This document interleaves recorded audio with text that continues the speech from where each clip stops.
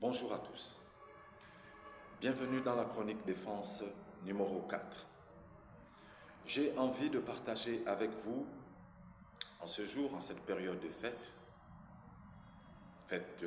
de l'indépendance, du 17 août, et fête de la libération, du 30 août, la différence qui existe entre la sécurité et la défense. Souvent, ces deux notions sont des notions sœurs, mais qui n'ont pas les mêmes implications dans la vie des populations. Historiquement, sociologiquement et même politiquement, ces notions ne sont pas identiques. Commençons par la défense. Le mot défense, en réalité, a une histoire militaire. Lorsque vous vous concentrez sur cette question, vous vous rendrez compte qu'au travers des âges, au travers de l'histoire, tout ce qui est en rapport avec la défense est en rapport avec l'armée, c'est en rapport avec la guerre. Et vous constaterez qu'à l'heure actuelle, le ministère français de la Défense s'appelle le ministère des Armées. En réalité, le mot défense, l'étymologie a une histoire militaire. Alors, la sécurité. Pour la sécurité, c'est différent. En réalité, la sécurité est un mot en rapport direct avec la société, avec le social, avec le bien-être de l'être humain sur Terre. Alors que la défense est en rapport avec l'idée d'agression, l'idée de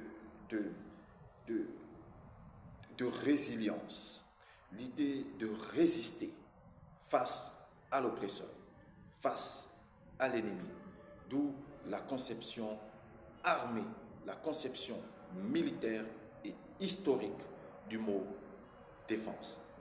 Alors que la sécurité, c'est un mot en rapport avec le bien-être de l'être humain, avec la notion de vie en communauté, avec la notion d'aisance de l'existence sur Terre.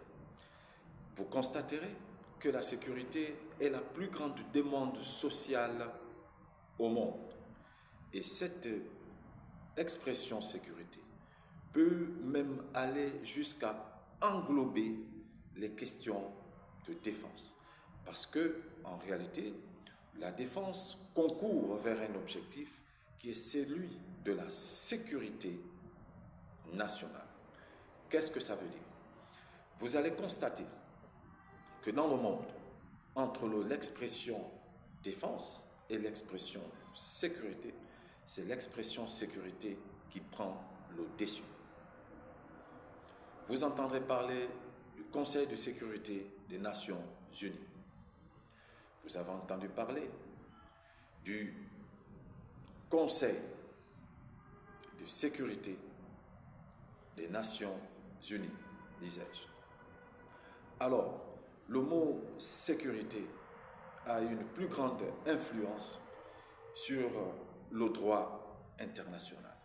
Vous allez constater que le droit international privilégie l'expression sécurité sur l'expression défense, parce que l'expression défense renvoie systématiquement à la guerre. Et ça nous renvoie, du coup, à ce qu'on peut appeler, dans l'histoire de l'armée, la Convention de Genève. Dans l'histoire, pour ceux qui sont des historiens de la guerre, le mot défense nous renvoie à la guerre et donc aux conventions de Genève. Ça nous renvoie à l'idée de résilience, à l'idée de résistance à l'oppresseur. Alors que le mot sécurité nous renvoie à l'idée de conciliation, à l'idée générale de la Société des Nations, celle qui après est devenue l'ONU, conçue par le président Roosevelt. Et voyez-vous, cette société des nations s'articule autour d'un Conseil de sécurité des Nations Unies. Par conséquent, en droit gabonais, quelle est la différence entre la défense et la sécurité? Les deux notions sont imbriquées dans la même loi. La loi 004/98 nous parle de l'organisation générale de la défense nationale et de la sécurité publique.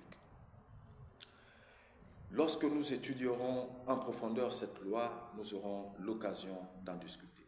Pour l'instant, je vous dis merci de m'avoir suivi. La défense et la sécurité ne parlent pas de la même chose. Ce sont des principes qui sont des notions. En réalité, ce sont des notions sœurs, mais qui sont totalement divergents quant à leurs implications sur la société. C'était Alain Rapono, président de l'Observatoire de la défense nationale, de la sécurité intérieure